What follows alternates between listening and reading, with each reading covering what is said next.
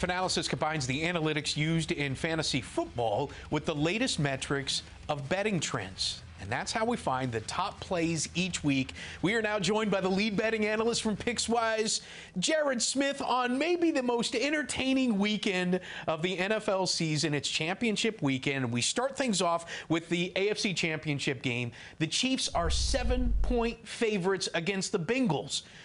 Let's just start here with the analytics. When you look at the analytics, how do you approach playing this game? Well, the first thing I do is I try to compare what I've seen with the Bengals to similar opponents that the Chiefs have faced in the postseason. For example, when I look at the Bengals defense and I try to stack that up against what the Chiefs just saw against the Bills, well, the Bengals have a significantly weaker defense than the Bills. So the first place I looked to was the total in this game, which closed right around the same number as the Chiefs-Bills total did.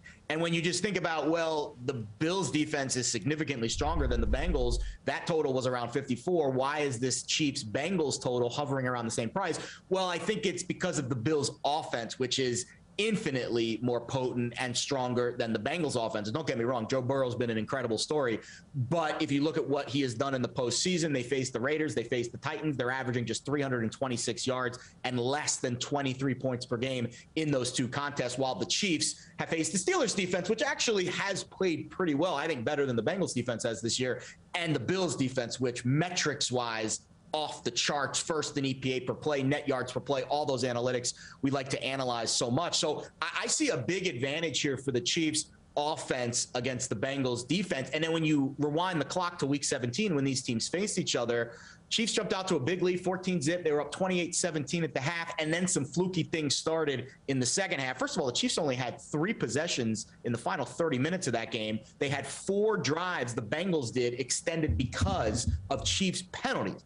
So I think the whistle might be a different factor here in this game. Bill Vinovich refereeing the game doesn't call as many penalties as some other crews have this season, especially pass interference. And then I look at this Chiefs offense and I'm thinking to myself, how are the Bengals going to stop this Kansas City offense, which Travis Kelce off the COVID list the last time they faced? They didn't have McKinnon or Edwards-Helaire. So, and then of course the great equalizer, Patrick Mahomes. And while the Bengals are a great story, I just don't see how they stop the Chiefs and this potent offense in this game. And when it's all said and done, I see Kansas City advancing to the Super Bowl. I love the fact that your research dives into how many penalty calls the officials. Oh, it's big. I love that fact. I mean, that is a detail that most people overlook, but that's how the game is played nowadays. You have to understand how the refs are calling this. So a couple of things I might want to push back on. Number one, the Chiefs were getting a lot of their points late in the game against that Bills defense that was just absolutely gassed, and they were hitting on big plays.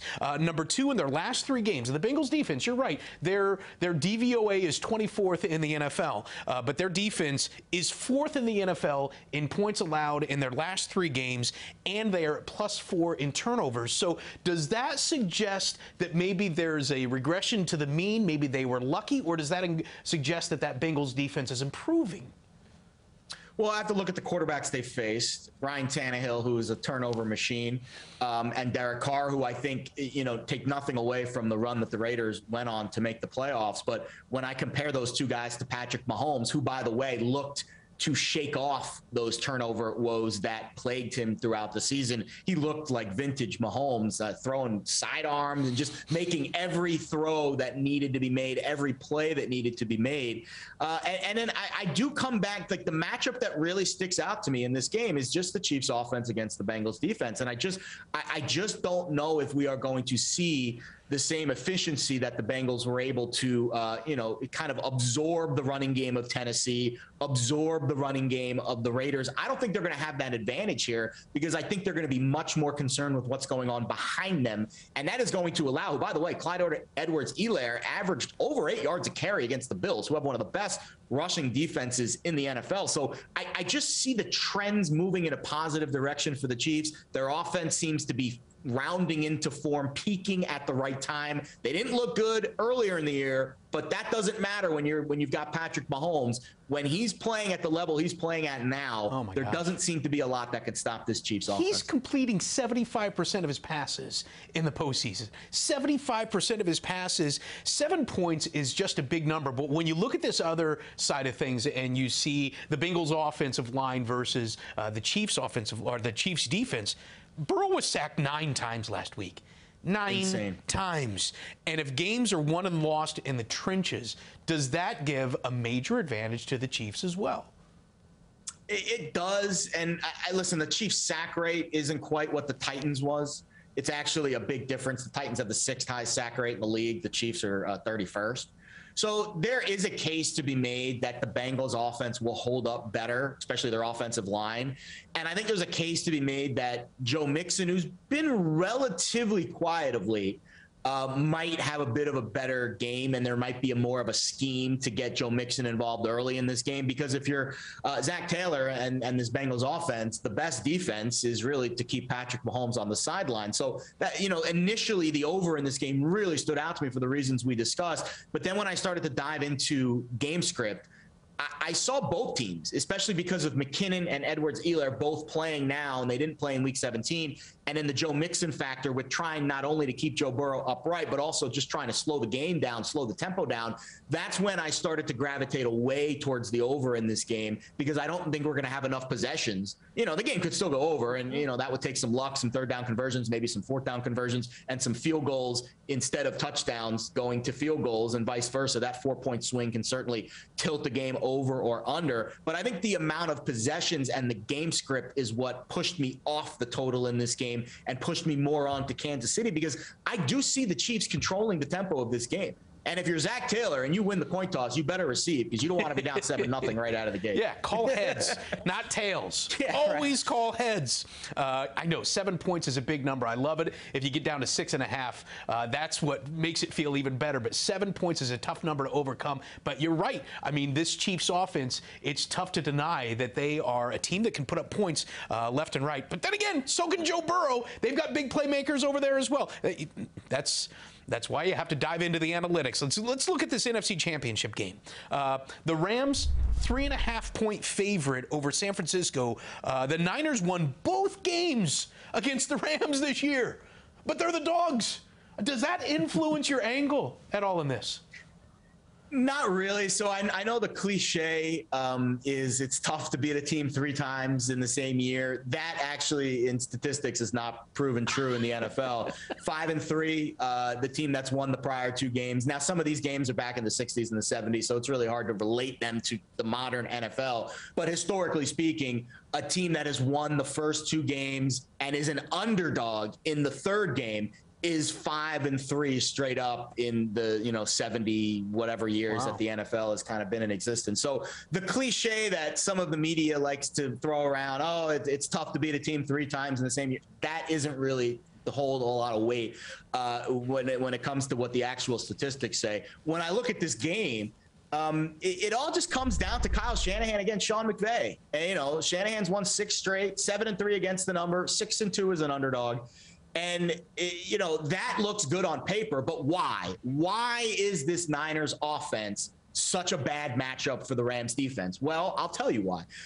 In my opinion, and Eric Eager, who does a great job for Pro Football Focus, pointed this out in a breakdown this week. So the Rams use the most pre-snap motion on defense in the NFL. They disguise their coverages more than anybody. And that's one of the big reasons why they're so great against some of the best passing offenses in the league. They are built to slow down the Aaron Rodgers and, the Justin Herberts and those big time Patrick Mahomes passing offenses. That's why they were constructed. Well, the Niners are a change up to that. The Niners, on the other hand, are not a big time passing offense, and they run the most pre-snap motion on offense of any team in the NFL. So the Rams have to tip their hand a little bit defensively to match up schematically against the Niners offense that runs a ton of motion. And what does that mean for Jimmy G? Play action over the middle tends to be where he has the most success against this Rams defense. The Rams have only given up 9 yards per play or more twice all season long. those two games, both against Jimmy G and the Niners. It just seems like this is a bad matchup for this Rams defense, and that's why taking 3.5 points or teasing it up to 9 or 9.5 is where I continue to gravitate towards with this game. And let me explain that pre-snap motion advantage, disadvantage here. This is not necessarily just about checking to whether or not the team is in man or in zone defense. It's about moving players, understanding what the defensive responsibilities are, and gaining leverage and creating a mismatch. It's not just for Kittle. It could be, you know, for the fullback coming out of the backfield. It could be for a running back coming out of the backfield. And maybe number one, more than anything, the pre-snap motion doesn't necessarily help the passing game as much as it helps the running game. They're running this zone run offense in San Francisco, and that moves a linebacker to the opposite side, and that is really what has helped San Francisco be so successful. And you're right, no team runs more of the pre-snap motion than the Niners in this, and you have to imagine that the Rams are going to try to have an answer for it, but you're going to figure out what that answer is within the first couple of series at least. Yeah, and, you know, frankly, the Niners don't mind it if the Rams are going to go man-to-man. So the Rams like to play zone. They like to sit back in that shell. They like to let their front four get after the passer. But when they did go man against Jimmy G in the prior two matchups, 12 of 13 for 170 yards.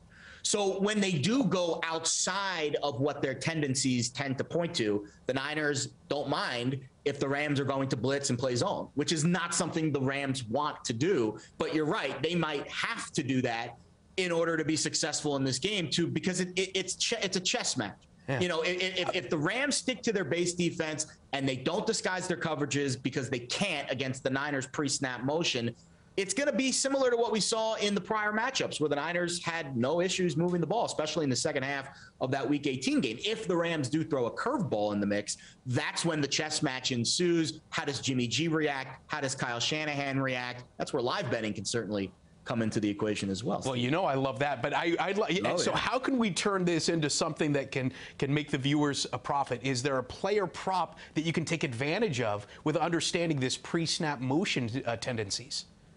Well, I do think if the Rams are going to throw a curveball and play more man, it's going to force Jimmy G to check out of runs and into throws, which means his passing yards prop, which is pretty low right now in the 230s, would tend to lean more towards the over. Also, if the Rams take a lead in this game and force the Niners to throw the ball, that's when that passing yards prop, live passing yards prop, which some books do offer, is a fascinating way to play it. And I think on the other side of the ball, listen, Matthew Stafford's been tremendous. I have no issues with putting my faith in Matthew Stafford. The issue that I have is putting my faith in Sean McVay to hold a lead. You know, he blew the lead against the Niners. He really blew the lead against the Bucs. You watched the second half of that game. The early down play calling in the second half against the Bucs was just mind-boggling. They were just throwing Cam Akers to the wolves on early downs, and that made no sense to me. So that's why I think teasing this game also makes a ton of sense, because even if the Rams do take an early lead, I don't trust them to hold that lead. And if you're telling me I get to move this line through 3, it's already through 3, so through 7, through 8, all the way to 9.5, to me, that is a very appealing option with this Niners team, especially in a low total game. And the totals tick down a little bit from 46.5. Now I'm seeing some 45s flood the market. I think that's because these teams are very familiar with each other, so maybe not a lot of surprises. But in a lower total game, to move it through a key number, especially with the Rams' issues holding leads, the teaser just seemed to be a pretty appealing play for me this week. Okay, so let's wrap it up by diving into that teaser, because that money line right now for the Niners is at 148. But you've always found this success in moving the lines and creating your own teasers in your favor. So how are you combining these two games and building the teaser of the week? The Jared Smith the teaser. Championship. right. What's your how do you tease these two games? Yeah, this is the climactic teaser of the season, because sadly we won't be able to do a double, a 2-game teaser for the Super Bowl. We might be able to do a same-game teaser, which we can worry about that once we get to the Super Bowl. But I do think moving the Niners from 3.5 to 9.5 for all those reasons I outlined certainly makes a ton of sense. And with the Chiefs, it's a perfect teaser leg, and we've talked about this. My favorite teaser legs are the touchdown plus favorites down to under a field goal. And I do think this is going to reach 7.5 by kickoff. So to me, if you want to bet the Chiefs straight up against the spread, do it early. If you want to bet the Bengals, wait until game time, because I do think you'll see a 7.5. But I think moving the Chiefs from 7 or 7.5 down to 1 or 1.5. At the end of the day, when the chips are down, I don't see Patrick Mahomes flinching.